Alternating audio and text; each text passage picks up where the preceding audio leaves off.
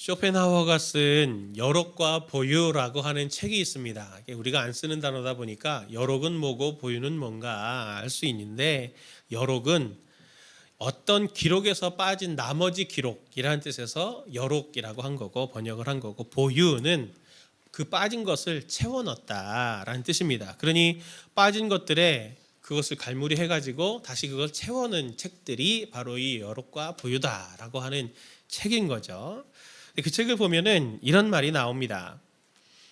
관계에 대해서 설명을 하면서 서로의 온기로부터 유익을 얻으면서 상처를 주고받지 않을 수 있는 적당한 거리를 발견하고 유지하는 것이야말로 인간으로 사는 법을 배워가는 과정이다.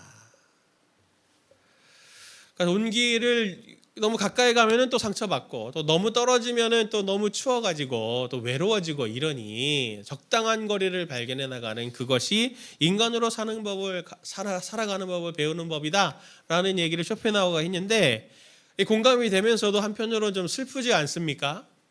또 다른 대안은 없을까요? 저는 이걸 좀 최선이 아니라고 생각합니다. 최선이 아니라고. 공감은 되지만, 그러니까 아예 관계는 그냥 그 거리 두는 법을 배우는 거야. 이렇게 가정 안에서도 공동체 안에서도 이렇게 거리를 두는 법을 배우는 거라면 얼마나 그거 슬프겠습니까? 저는 성경이 분명히 우리가 할 수 있는 것들을, 그리고 하나님께서 약속으로 우리에게 그것을 선물로 주신 거라고, 꿈을 꾸게 해주신 거라고 저는 믿습니다. 그래서 성경에 있는 모든 내용들은 반드시 우리가 현실이 될 거라고 저는 꿈꾸고 걸어가고 있어요. 근데 그것을 위해서 자칫 오늘 우리는 좀 위험한 시도들이 된다 할지라도 도전해 봐야 하고, 그리고 계속 해보고 싶고, 그것을 위해서 계속 달려가고 싶은 마음이, 저와 성도님들이 함께 달려가고 싶은 마음이 분명히 있습니다. 왜냐하면 그렇지 않다고 하면 정말 예수님이 우리에게 보여주신 기준들은 굉장히 높잖아요. 그러니까 이게 뭐 어쩔 수 없는 거야, 안 되는 거야 라고 딱 선을 긋는 순간 정말 우리는 이제 희망 고문에 계속 시달리든지 좌절감밖에 우리에게 오는 것이 없을 거잖아요. 그런데 항상 하나님은 우리에게 약속을 주신 건 선물로 주시기 위해서라는 걸 꼭 기억하시기를 바랍니다. 오늘 예수님이 마지막 만찬 후에 정말 사람들에게 잡히시기 바로 직전에 새 언약인 서로 사랑하라라고 하는 계명을 우리에게 주셨습니다. 그런데 이 서로 사랑하라라고 하는 이 계명을 우리는 받을 때 이 사랑이라고 하는 것을 너무 우리 익숙한 단어다 보니까 우리가 알고 있는 그런 의미로 그냥 그 사랑을 생각하고 행동하려고 하다 보니 더 어려움이 많은데, 오늘 문맥상의 의미를 보면은, 이 모든 행간의 의미를 보면 예수님께서 서로 사랑하라 하실 때 이 사랑하는 것이 어떤 것인지 의미가 더 선명하게 드러납니다. 오늘 본문의 앞을 보면은 예수님이 마지막 만찬을 하시죠. 근데 만찬 후에 끝나고 난 다음에 바로 가룟 유다가 예수님을 팔러 나갑니다. 그때 유다가 나간 즉시 오늘 본문이 이어지는 거거든요. 31절 말씀 보면 그가 나간 후에 예수께서 이르시되 지금 인자가 영광을 받았고 하나님도 인자로 말미암아 영광을 받으셨도다. 이 말씀이 좀 어렵습니다. 가룟 유다가 예수님을 팔러 나간 다음에 인자가 지금 영광을 받았다고? 하나님께 영광을 받는다는 건, 돌린다는 건 그건 알겠는데 인자가 영광을 받았다고? 이게 뭘 말하는 걸까? 이게 좀 어려운데 이 부분에 대해서 신학자인 안드레아스 퀘르텐베르거라고 하는 사람이 이렇게 말했습니다. 인자의 영광은 요한이 예수님의 십자가형과 관련된 것을 완곡하게 표현한 것이다. 예수님의 십자가 형벌을 이 인자의 영광으로 여기신 거죠. 요한복음을 보면 다른 복음서와도 굉장히 다르게 굉장히 중요한 특징이 뭐냐면, 예수님이 십자가 지시는 것이 죄가 있어서 죄인으로 낙인 찍혀갖고 십자가 지시는 게 아니고, 처음부터 예수님은 그 십자가를 영광으로 생각하셔서 내가 그 영광을 얻으러 간다라고 계속 그렇게 요한복음은 표현하고 있는 걸 볼 수 있습니다. 예수님이 이 가룟 유다가 이제 예수님을 팔려고 딱 나간 순간부터 고난이 시작된 거죠. 십자가가 시작이 되는 거죠. 그러니 영광을 받았다, 십자가 고난이 시작됐다라고 하는 것을 말하고 계신 거고, 그리고 예수님의 그 십자가 사건을 통해서 마침내 하나님께서는 그렇게 지금까지 꿈꿔 오셨던 하나님의 사람들을 구원하시는 일이 이제 완성이 될 거다. 그러니 하나님께 영광이 될 거다라고 하는 것을 지금 오늘 31절에 이렇게 돌려서 설명하고 계신 겁니다. 이 행간 속에서 오늘 예수님이 34절에 이 새 계명을 말씀하시는 거죠. 같이 34절 말씀을 봅니다. 새 계명을 너희에게 주노니 서로 사랑하라. 내가 너희를 사랑한 것 같이 너희도 서로 사랑하라. 아멘. 예수님이 그냥 너희가 서로 사랑해라 그렇게 말씀하신 게 아니고 내가 너희를 사랑한 것 같이 그걸 보고 너희도 서로 사랑해라 이렇게 말씀하시는데, 내가 너희를 사랑한 것이 뭡니까? 예수님이 우리를 사랑하신 그 사랑은 우리가 잘 알고 있지만 예수님이 인자가 영광을 받는 것, 곧 십자가를 지시는 게 바로 예수님이 우리를 사랑하신 방식이잖아요. 그러니 이 십자가를 지는 것이 다른 사람의 약함과 죄를 위해서 십자가를 지는 방식이 바로 사랑하는 것입니다. 이 맥락에서 내가 너희를 사랑한 것 같이 너희도 서로 사랑하라라고 하시는 이 말씀은 내가 너희를 위해 십자가 진 것처럼 너희도 너희 주변의 사람들을 위해서, 너희 주변의 연약한 사람들을 위해서, 죄의 영향을 받는 사람들을 위해서 십자가를 져줄 수 있는 사람이 되라는 것이, 그 헌신을 하라는 것이, 희생을 하라는 것이 바로 서로 사랑하라라고 하는 말의 의미가 되는 것입니다. 이처럼 결국 사랑이라고 하는 것의 가장 중요한 성격은 서로를 위한 섬김, 희생, 헌신입니다. 이것이 있는 것이 예수님의 제자이고, 그리고 그 제자들이 모인 곳이 바로 제자 공동체인 교회가 되는 것이죠. 그 교회의 가장 중요한 특징입니다. 성도님들도 제자시죠? 저는 제자 훈련 안 받아서 제자 아닙니다, 목사님이 아니에요. 예수님을 믿는 순간 다 제자죠. 예수님의 제자의 특징은 내 주변에 있는 사람들, 특별히 가장 가까이에 있는 내 가족과 그리고 교회 안에 있는 믿음의 식구들부터 이 사랑의 특징인 헌신과 수고와 희생이 특징으로 나타나야 하는 겁니다.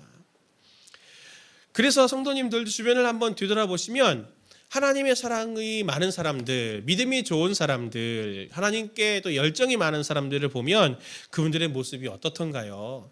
헌신적이지 않던가요? 헌신적입니다. 그런 모습이 사람들이 다 다르지만 공통적으로 드러나지 않습니까? 오늘 말씀에는 예수님이 먼저 보여주신 내가 먼저 너희를 사랑한 십자가의 사랑의 모습이 구체적으로 들어가 있습니다. 오늘 이것을 통해서 우리도 교훈을 받으면서 그래, 예수님처럼 나도 사랑해야 되겠는데 그렇게 헌신하고 수고하는 건 어떻게 하는 것일까라고 하는 것을 저희들이 말씀을 통해서 좀 배워보고, 성도님들의 관계들 속에 쇼펜하우어처럼 거리두기 배우는 것이 아니고 예수님께서 우리에게 가르쳐 주신 서로 사랑이라고 하는 방식을 성도님들의 삶의 태도의 지혜로 배우시는 시간이 되기를 간절히 바랍니다. 예수님이 보여주신 십자가로 사람들과 관계하는 지혜 첫 번째는 뭐냐면 환상을 버리고 현실을 직시하라는 겁니다. 오늘 예수님은 교회 생활, 공동체 생활을 하면서 잊지 말고 염두에 둬야 할 굉장히 중요한 지혜 한 가지를 오늘 말씀을 통해 우리에게 가르쳐 주시는데, 그것은 뭐냐면 예수님의 제자들 중에도 가룟 유다 같은 배신자가 있었다라는 겁니다. 안 놀라시네요. 이 가룟 유다에 대해서 성경은 이렇게 말해요. 요한복음 13장 21절, 27절, 31절 말씀을 볼 텐데 같이 함께 볼까요? 예수께서 이 말씀을 하시고 심령이 괴로워 증언하여 이르시되 내가 진실로 진실로 너희에게 이르노니 너희 중 하나가 나를 팔리라 하시니. 27절 조각을 받은 후 곧 사탄이 그 속에 들어간지라. 이에 예수께서 유다에게 이르시되 내가 하는 일을 속히 하라 하시니. 31절 그가 나간 후에 예수께서 그에게 이르시되 지금 인자가 영광을 받았고 하나님도 인자로 말미암아 영광을 받으셨도다. 아멘. 예수님은 가룟 유다가 배신할 걸 알고 심령이 괴로워 말씀하셨습니다. 그리고 가룟 유다에게는 사탄이 들어가서 예수님을 팔려고 그랬고, 그가 나간 후에 예수님께서 오늘 이 말씀을 주셨죠.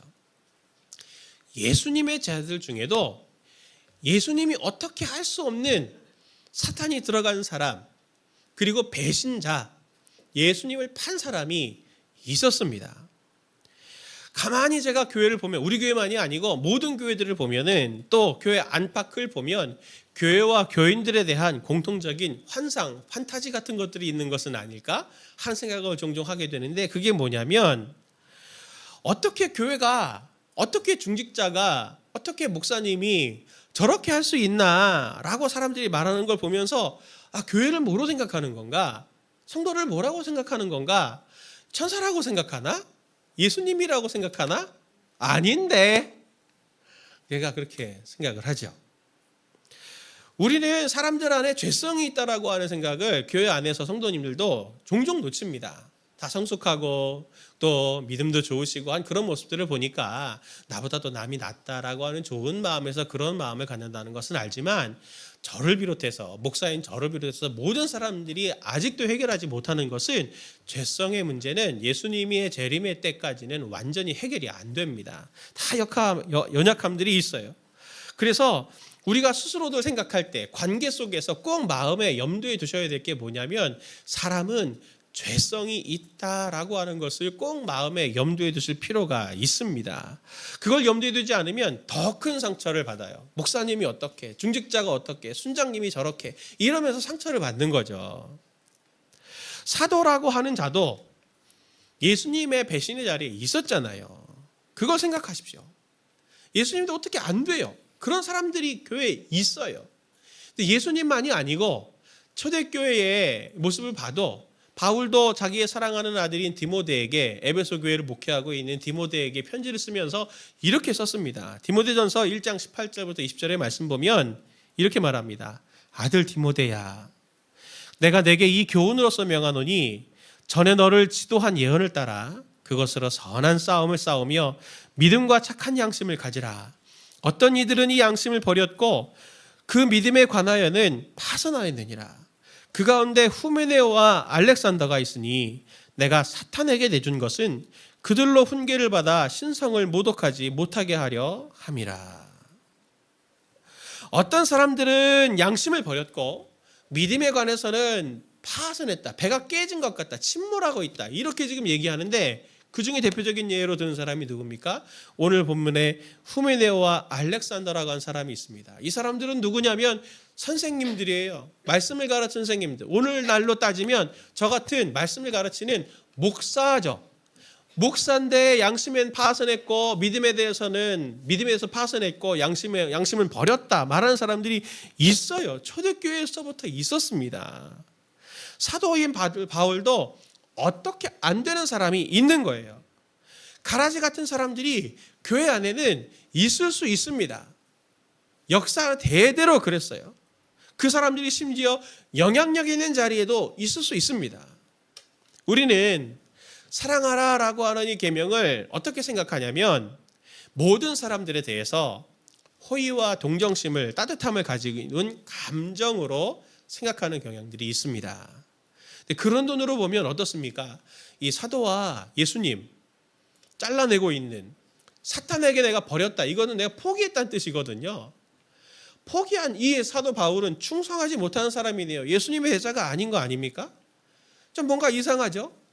사랑은 그냥 호의와 동정과 따뜻함을 가지고 잘 대해주는, 뭐든지 다 헌신해주고 희생해주는 그것만을 말하는 게 사랑이 아닙니다. 성도님들 주변에서 볼 수 있는 사랑의 모습 중에 더 깊이가 있는 사랑이 있죠.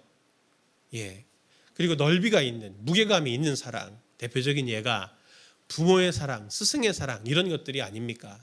그런 것들을 보면 그 사랑은 뭐와 비슷한가요? 책임감과 비슷합니다. 책임감과 비슷하죠. 그런데 열정적이고 순수하고 하나님을 사랑하는 책임감 많은 성도님들일수록 조심해야 될 게 있는데, 그게 뭐냐면 영적인 결벽증입니다. 현실감을 가지셔야 돼요. 무슨 말이냐면, 신앙생활하면서 성도님들이 모든 것을 섬기고 그런 열정 있고 에너지 있는 분들은 내가 이거 섬기면, 내가 이렇게 하면 하나님께서 이런 열매를 주실 거야. 이런 열매가 안 맺어지는 거는 내가 조금 더 뭔가 노력하지 않아서 그럴 거야. 좀 더 잘 섬기지 못해서 그럴 거야. 생각들을 하시고, 또 반드시 풍성한 열매들이 맺어갈 거야 라고 생각을 하세요. 그런데 또 내가 마음을 열면 저 사람도 마음을 열고 다가올 거라고 생각하고, 내가 그 사람을 사랑하면 저 사람도 나를 사랑할 거라고 생각하는데 그렇지 않을 수도 있다는 거예요. 다 나같지 않다. 그러니 영적인 결벽증을 버려야 된다는 얘기를 드리는 겁니다. 이 세상은 죄의 영향을 받습니다. 나도 영향을 받고 그 사람도 영향을 받고 내 식구도 내 회사 친구들도 다 그런 부분에 죄의 영향을 받아서 우리 공동체, 심지어 교회 안에서도 있는 사람들도 온전한 자가 아닙니다.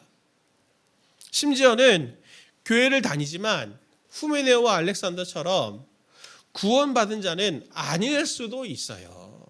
교회는 다녀도. 마지막 종말에 예수님의 재림 전까지는 이렇게 후메네오와 알렉산더 같은 사람들이, 가룟 유다 같은 사람들이 교회 안에 있을 수 있습니다. 어쩔 수 없는 자들이 있어요. 아무리 가르쳐도 그것을 따르지 않는 그런 사람들도 있을 수 있습니다. 그래서 우리는 현실을 직시해야 되는 거죠. 내가 사랑한다고 다른 일을 위해 헌신할 때 가져야 할 자세는 어떤 자세냐면, 내가 할 수 있는 것과 내가 할 수 없는 것을 잘 구분할 수 있어야 됩니다. 그리고 내가 해야 되는 것과 하나님이 하셔야 되는 것들을 잘 구분할 수 있는 이 현실감을 가져야 돼요. 그렇지 않으면 성도님들이 시험에 드시거나 지치게 되는 거죠. 예수님이 사랑하는 것을 뭐로 말씀하셨습니까? 인자가 영광을 받는 것, 십자가로 얘기를 하셨습니다. 사랑한다고 하는 것은 좋은 감정으로 사람을 도와주는 게 아니고 죄의 문제를 해결해 주는 거예요.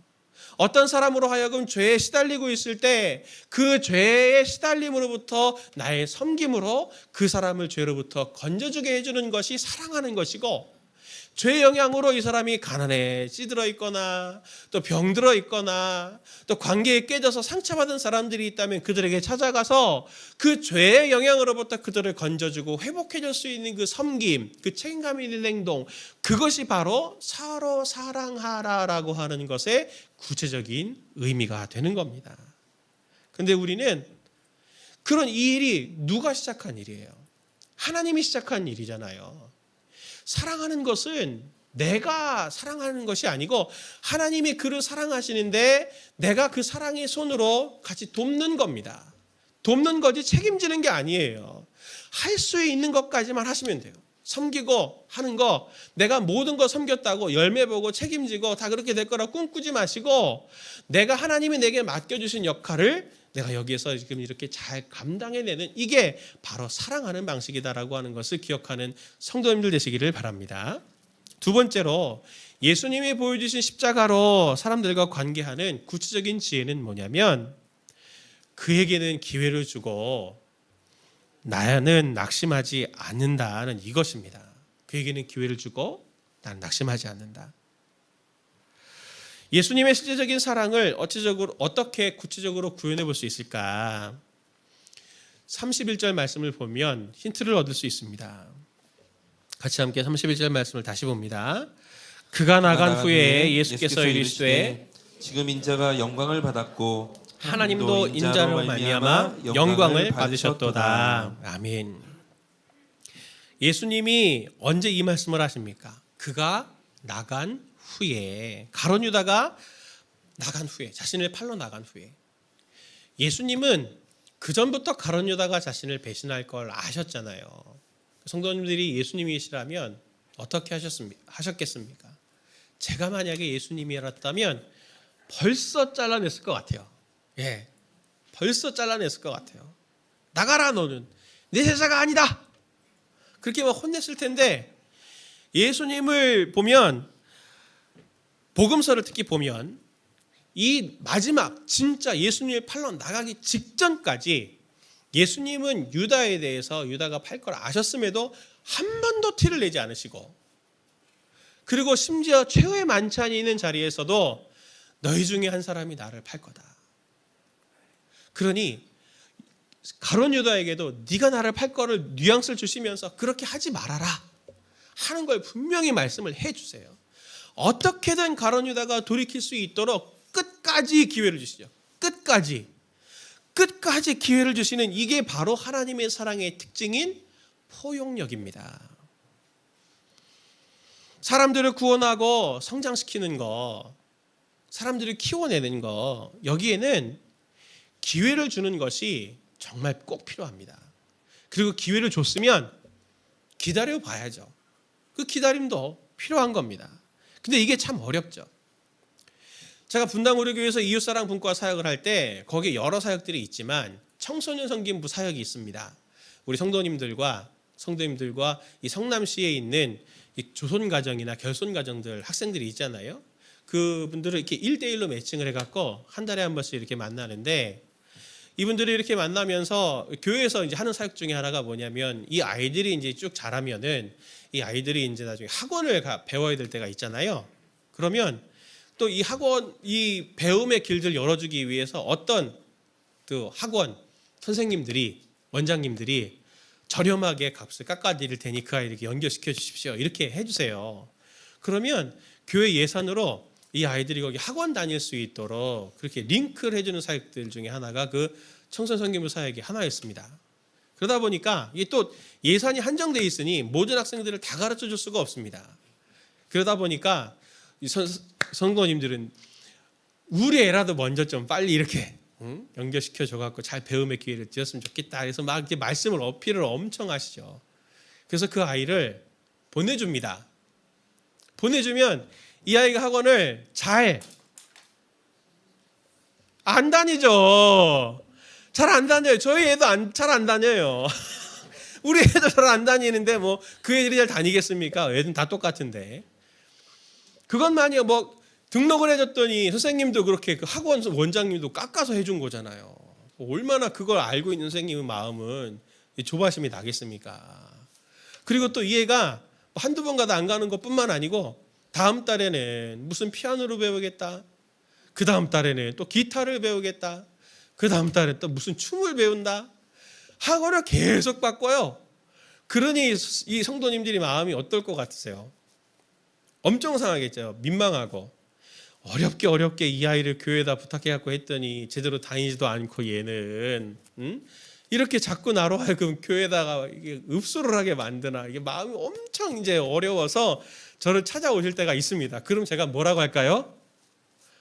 그게 당연한 겁니다. 그게 당연한 겁니다. 왜냐하면 아이들이 보세요. 이렇게 경제적으로 어려운 가정들일수록 우선순위는 먹고 사는 거죠. 문화활동이나 교육, 이거는 2순위, 3순위가 됩니다. 그러니 얘들은 학원을 한 번 다녀본 적이 없어요. 자기 은사와 탤런트가 뭔지 모릅니다. 그러니 이 학원 갔다가 아니야, 저 학원 갔다 종목을 계속 바꾸는 거, 이런 것들을 통해서 나는 뭘 잘하고 나는 뭘 못하고 난 뭐가 은사가 있나, 뭐가 약점이 있나, 이것들을 자기 자신을 알아가는 게 어른이 돼가는 과정이 굉장히 중요한 거 아닌가요? 그럼 반드시 실패라고 하는 것들이 있어야죠. 성도님들도 오늘 얼마나 많은 실패의 기회를 통해서 오늘 이렇게 어른이 되신 거 아닙니까? 사실 약점이나 이런 미숙함, 좌절, 이런 것들도 죄가 우리 세상에 들어왔기 때문에 있었던 일이 아닌가요? 죄가 없었으면 이런 일로 미숙함이나 이런 건 없었을 겁니다. 죄를 한편으로 우리가 경계하는 것도 필요하지만 죄의 영향으로부터 건져내기 위해서 어떤 사람들에게 성장할 수 있는 기회, 실패의 기회를 주는 것이 죄의 영향을 받고 있는 사람들을 건져내는 사랑의 또 다른 실제가 된다고 하는 것을 성도님들이 꼭 기억하시기를 바랍니다. 아이들이 학원을 보내는데 잘 안 가잖아요. 당연한 거다. 잘 갈 수 있게 오르고 달리기도 하시고, 실패할 때 자꾸 기회를 줘서 아이가 잘 성장할 수 있도록 도와주세요. 그런데 오늘 기회 주어 사랑하기에 대해서 예수님이 오늘 본문에 뭐라고 말씀하시냐면, 마태복음 18장 15절부터 말씀을 보면 예수님이 이렇게 말씀하십니다. 내 형제가 죄를 범하거든 가서 너와 그 사람과만 상대하여 권고하라. 만일 들으면 내가 그 형제를 얻은 것이요, 만일 듣지 않거든 한두 사람을 데리고 가서 두세 증인의 입으로 말마다 확증하게 하라. 만일 그들의 말도 듣지 않거든 교회의 말하고 교회의 말도 듣지 않거든 이방인과 세리같이 여기라. 여기도 맨 마지막에는 또 이렇게 이방인과 세리처럼 잘라내라 말하네요. 이건 교회의 공동체의 재판 프로세스를 말해주려고 하는 것이 아닙니다. 죄의 영향을 받고 있는 우리에게 형제를 어떻게 얻는 방법을 알려주시는 거죠. 계속 기회를 줘라. 네가 가서 얘기하고 안 되면 두세 사람이 가서 알게 해주고 공동체가 가서 알게 해줘서 그 형제를 어떻게든 돌이키게 하라, 섬겨라 라고 하는 사랑을 가르쳐 주시는 것입니다. 결국 포용, 기회를 주어서 그 사람이 돌이킬 수 있도록 기회를 주는 것이 바로 관계 맺고 사람을 살리는데 굉장히 중요한 지혜다라고 하는 것을 우리에게 말씀하십니다. 근데 생각해 보세요. 성도님들도 내가 이 사람한테 기회를 줄까? 생각해 보신 적 있죠? 그때는 아마 엄청 이미 마음에 상처를 받았을 겁니다.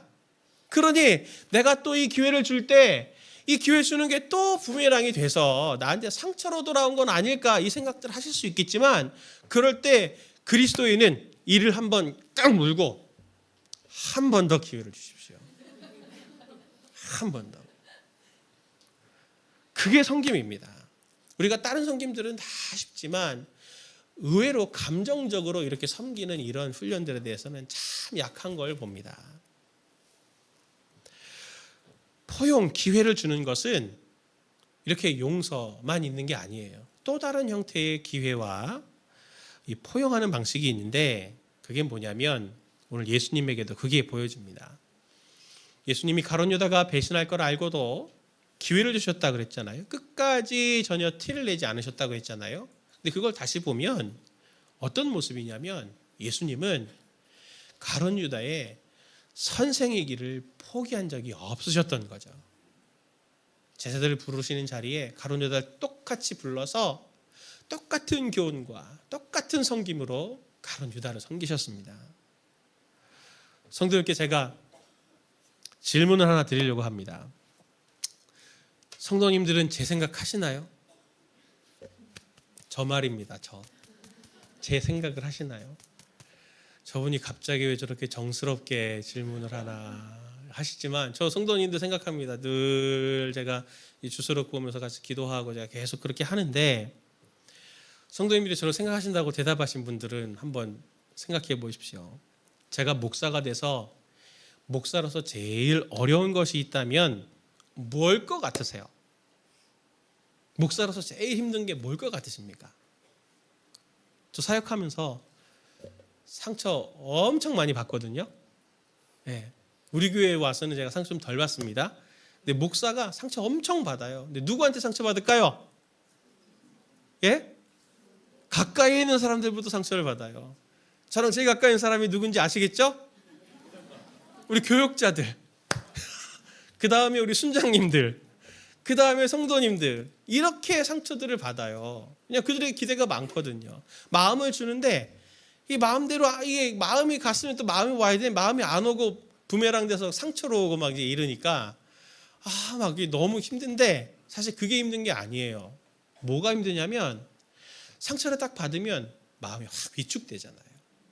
예, 그 사람 앞에 목사로 서는 게 진짜 어렵습니다. 상처 안 받았던 때로 원래대로 돌아가서 그 사람을 똑같이 사랑하고 똑같이 품고 똑같이 그를 위해서 기도해주는 이게 진짜 어려운 거예요. 이게 진짜 어려워요. 성도님은 어떻습니까? 가정에서도 그렇지 않나요? 제일 상처 많이 받는 사람 누굽니까? 말하지 마세요. 옆에 있는 분이 시험 듭니다. 남편이나 아내 아이들이죠. 제일 사랑하니까 제일 상처 많이 받아요. 잔소리는 할지언정 아이들이 성도님을 배신하고 얘는 내가 이렇게 일해가지고 학원을 보냈더니 2번밖에 안 가가지고 한 타임이 얼마인가 이게 지금. 이런 마음이 가져도 공부 안 하고 학원 보내도 늘 옳은 걸 말하고 넌 이렇게 했으면 좋겠다. 시행착오 안 하기 위해서 넌 이렇게 했으면 좋겠다. 저렇게 했으면 좋겠다. 근데 아빠는 몰라요. 엄마는 몰라요. 이러면서 자기가 똑똑하다고 그렇게 나아가는 그 아이들을 보면서 상처를 받으면서도 한결같이 아버지 노릇, 어머니 노릇하는 그것이 아이들에게는, 남편에게는, 아내에게는 기회가 되는 겁니다. 그게 기회가 되는 거예요. 그게 성장의 재료가 되고, 그렇게 상처받을지라도 한결같이 자신의 역할, 하나님께서 내게 맡겨주신 그 역할 노릇을 하는 그것이 바로 헌신이고, 그것이 바로 희생입니다. 상대가 상처를 주거나 말거나 그건 그 사람 몫이고, 네? 자신의 역할을 잘 하든지 안 하든지 그건 그 사람 몫이고, 나는 하나님 앞에서 내 몫을 한다, 한결같이 한다 하는 그게 그에게는 나중에 기회가 될 거예요. 그리고 시간의 무게가 차곡차곡 쌓여서 아, 진짜 나를 사랑했구나, 그걸 알게 되는 거죠. 이게 바로 관계라는데, 우리가 그리스도인의 제자로서 다른 사람들과 관계하는 굉장히 중요한 지혜입니다. 때가 되면은 하나님께서 성도님들의 그 마음을 그에게 알게 하실 거예요. 반드시 알게 하십니다. 성도님들이 하나님을 사랑할수록, 믿음이 성장할수록 더 많은 희생과 헌신을 하시려고 하잖아요. 그렇죠? 그때 굉장히 중요한 영적인 위험이 올 수 있어요. 어떤 위험이냐면, 바울이 데살로니가 교회에 쓴 편지에 이렇게 썼습니다. 데살로니가후서 3장 13절 말씀 보면, 형제들아 너희는 선을 행하다가 낙심하지 말라. 제가 이 말씀을 묵상하면서 짧지만 이런 묵상을 했어요. 오죽하면 이게 성경으로 있겠냐? 오죽하면 이게 성경으로 있겠냐? 선을 행하다가 낙심하는 사람들이 얼마나 많으면 너희는 따뜻하게, 바울이 형제들아 따뜻하게 부르고 너희는 선을 행하다가 낙심하지 말라 이렇게 말할까? 그 마음이 이렇게 깊게 들어오더라고요. 하나님의 선한 사람들이 가장 많이 주저앉게 되는 일들이 낙심 때문입니다. 열정을 가지고 선한 마음을 가지고 비전을 가지고 막 달려가다가 사단이 그 성도를 어떻게 딱 넘어뜨리게 하냐면 이 낙심을 딱 주는 거죠. 너의 기대와 다르게 됐지? 그러니까 너는 실패한 거야. 뭔가 잘못된 거야. 상처를 줘서 위축되게 만드는 거죠. 낙심 때문에 사랑의 섬김이 멈춘다? 그러면 또 내가 바라고 기대하는 것들이 이 정도 수준인데 이 정도 수준의 섬김이 안 되고 나는 잘 못하는 것 같으니 포기하자라고 하면은 성도님들이 제일 피해자가 누가 되냐면 성도님들이 건져내야 돼. 성도님들이 섬겨야 돼. 그 사람에게는 소망이 끊어지는 겁니다. 바울은 자기 자신을 잘 지키는 그것이 낙심하게 하지 않게 되는 것을 경계하라고 부탁합니다. 다른 사람들을 돕다가 자신이 무너지면 안 되는 거잖아요. 그건 하나님 나라 입장에서는 굉장한 손해입니다. 나의 섬김과 헌신이, 성도님들의 헌신이 밑 빠진 독에 물을 붓는 것 같은 그런 모습이라고 할지라도 나를 내 가족과 내 공동체의 자리에 세우신 하나님께, 하나님을 생각하며 그 밑 빠진 독에 물을 계속 붓고 있으면 반드시 하나님께서는 성도님들의 그 수고의 열매를 맺게 하실 겁니다. 그렇게 기회를 주시고 지치지 않고 낙심하지 않고 자신의 역할을 잘 감당해내시는 성도님들, 헌신의 성도님들 되시길 축원합니다. 마지막 세 번째로 십자가로 사람들과 관계하는 세 번째는 나를 위해서 기도하고 그를 위해 기도해 주어야 합니다. 요한복음을 보면 배반당한 예수님이 끝까지 낙심하지 않고 어떻게 사랑하실 수 있는지, 십자가를 지실 수 있었는지를 보여주시는데, 예수님은 잡히시기 직전까지 기도하셨습니다. 잡히시기 직전까지. 요한복음 17장을 보면 지난주에 우리가 살펴봤던 그 17장 전체가 예수님의 마지막 기도인데 아마 겟세마네에서의 기도의 내용 중에 일부가 아닐까 사람들이 생각하는데, 그 기도의 내용을 보면은 크게 두 축으로 되어 있어요. 하나의 축은 뭐냐면 예수님의 그 섬김, 그 십자가, 그 사역이 어떻게 쓰여지기를 바랍니다 라고 기도하신 내용이 하나예요. 내가 사역하는 게 이렇게 쓰여지기를 바랍니다 하는 게 하나의 내용이고, 또 다른 하나는 그 섬김을 받을 제자들을 축복하는 거죠. 그러니까 나를 위해서, 내 사역을 위해서도 기도하고 내 사역의 대상인 사람들을 위해서도 기도하는 게 예수님의 겟세마네의 기도의 핵심입니다. 사람들과의 관계 속에서 성도님들의 기쁜 일이 있을 때 때로는 까다롭고 어려운 사람들을 만나는 경우들도 있잖아요. 나는 선을 행했지만 최선을 다했지만 생각보다 또 그것이 어긋나거나 오해가 되거나 또 이런 일들 있을 수 있잖아요. 그럴 때 성도님들은 어떻게 반응하십니까? 저도 그럴 때 있거든요. 선으로 했는데 어떨 때 의도치 않게 성도님들이 막 상처받으실 때도 있어요. 또 제가 미숙한 것들이 있거나 또 죄성이 있어서 그게 또 성도님들에게 상처가 될 때 있죠. 그때 어떻게 하나요? 저는 그걸 놓고 기도합니다. 기도할 때 특히 신방을 하든지 어떤 성도님들 만나든지 그 잠깐의 시간이라도 하나님 앞에 그 만남을 하나님께 위탁하면서 하나님 오늘 제 이 만남이 이 성도님에게는 어떻게 쓰여지기를 바랍니다. 그리고 제가 이 성도님과 어떻게 대화하고 어떻게 이것을 풀어가야 될지 지혜를 주세요라고 하나님께 물을 때 하나님께서는 그때마다 저에게 지혜를 주시고 하나님께서 제게 은혜를 주세요. 힘을 주세요. 예수님의 겟세마네에서 십자가를 앞두고 기도하실 때 어떤 일이 일어나는지 아십니까? 누가복음 22장 42절에서 43절 말씀을 같이 함께 읽어봅니다. 같이 봅니다. 이르시되 아버지여 만일 아버지의 뜻이거든 이 잔을 내게서 옮기지요. 그러나 내 원대로 마시옵고 아버지의 원대로 되기를 원하나이다 하시니 천사가 하늘로부터 예수께 나타나 힘을 더하더라. 아멘. 예수님이 겟세마네에서 그렇게 제자들을 위해서 자신의 사역을 놓고 기도할 때 천사들이 나타나 힘을 더했다고 말합니다.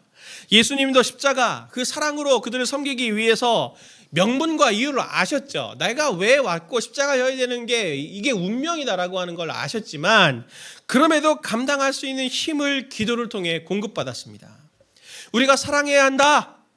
기회를 주어야 된다. 낙심하지 않아야 된다. 사람들에게 끊임없이 그들을 위해서 섬겨야 된다 하는 거 모릅니까? 알아도 결국 안 되는 것은 힘이 부족해서 아닙니까? 사랑할 수 있는 힘, 기회를 줄 수 있는 힘, 내가 낙심하지 않을 수 있는 내적인 힘이 없어서 낙심하게 되고 기회를 안 주게 되고 분열하게 되고 갈라지게 되는 거 아닙니까? 우리가 그 힘은 어디서 얻는 거냐면 여행 가가지고 얻는 게 아니고요. 영화 한 편 보고 얻는 게 아니고요. 그 힘은 기도의 자리에서 하나님이 천사들을 통해서라도 공급해 주시는 것이 바로 하늘의 능력인 것입니다. 내 역할을 충실히 끝까지 감당하기 위해서 기도해야 합니다. 사랑하기 위해서 섬기기 위해서 기도해야 합니다. 그 기도해 주는 것이 사랑함에 있어서 제일 첫 단추를 끼우는 자리이고 사랑이 시작되는 자리입니다. 이처럼 교회가 내가 속한 공동체가 내가 속한 가정이 영적인 공동체가 되고 또 내가 영적인 사람이 되려면 지식, 깨달음, 명분이 아니고 오늘 이렇게 기도를 통해서 하늘의 힘을 공급받는 성도님들이 되셔야 합니다. 꼭 이것을 기억하셨으면 좋겠습니다. 성도님들이 일상에 또 교회에 내가 직장에 의자에 딱 앉으시면 삶의 자리에 딱 앉으시면 하나님 하늘의 힘을 공급해 주세요. 하나님께서 오늘 내게 맡겨주신 이 직업이라 할지라도 내 포지션이라 할지라도 이 일들을 통해서 어떤 사람들을 건지고 어떤 사람들을 구원하는 일이 될 수 있도록 그리고 오늘 내가 까다로운 이런 일들을 해야 될 때 내가 그것을 어떻게 대하고 내가 그것을 감당할 수 있는 힘도 풀어낼 수 있는 힘도 하나님 저에게 주십시오라고 눈 뜨고서라도 잠깐 기도하세요. 하나님께서 공급해 주실 겁니다. 말씀을 마치려고 합니다. 사랑으로 우리 순원들을 섬기는 순장님들께 제가 부탁을 드립니다. 순장님들이 상처받을 준비가 되셨으면 좋겠습니다. 상처받을 준비. 그런 일이 안 생기면 너무 좋지만 그런 일이 생겨도 올 것이 왔구나. 예, 이렇게 생각하시면 덜 상처받을 거 아니에요. 그 상처받는 일이 있으면 그것을 통해서 하나님께서 그분을 섬기고 죄로부터 죄의 영향으로부터 건지시려고 하나님께서 그 자리에 성도님들을 순장님들을 세우신 겁니다. 순원분들께 부탁드립니다. 순장님을 보실 때 순장이 부족해도 나랑 안 맞아도 그는 최선을 다하고 있습니다. 최선을 다하고 있습니다. 그 순장님이 더 성장하고 또 잘 섬길 수 있도록 위해서 기도해 주십시오. 기도해 주십시오. 그러면서 기회를 주십시오. 저도 연약한 거 많고 저도 부족한 거 많고 미숙한 거 엄청 많은데 제가 오늘도 설교하고 있는 건 여기 계신 이 많은 성도님들이 저를 호의와 동정으로 사랑해 주시기 때문에 제가 이렇게 살아갈 수 있는 거 아닙니까? 동일하게 순장님들도 그렇게 사랑해 주시고 기회와 호의와 동정을 주세요. 만약에 그렇게 하지 않으면 제가 그 성도님을 순장으로 세울지도 모릅니다. 예, 얼마나 순장이 어려운지 아십니까? 예. 사랑하는 우리 부모님들, 그 남편 아내분들, 어떤 일이 있어도 어떤 상처를 받더라도 성도님들의 자녀를 포기하지 마시고 성도님들의 아내와 남편을 포기하지 마십시오. 그들의 약함을 볼 때 그것을 위해서 하나님께서 나를 돕는 자로 보내셨구나라고 하는 마음을 가지시고 상처받더라도 하나님께 힘을 공급받아서 아빠 역할, 엄마 역할, 아내 역할, 남편 역할 하나님 잘 감당할 수 있도록 해주십시오 라고 은혜를 구하면서 기도하면서 성도님들이 그렇게 하루하루 살아낼 수 있다면 성도님들의 가정이 하나님의 나라가 될 겁니다. 그분들이 모인 우리 교회가 하나님의 나라가 될 거고 성도님이 계시는 그 직장과 그 사업장이 하나님의 나라가 될 거예요. 그렇게 사람들과 관계에 가셔서 정말 그리스도의 제자로 하나님께 영광이 되고 그 하나님의 영광을 또 함께 나눠받는 영광을 올려받는 저와 우리 성도님들 되시길 예수님의 이름으로 축원을 드립니다.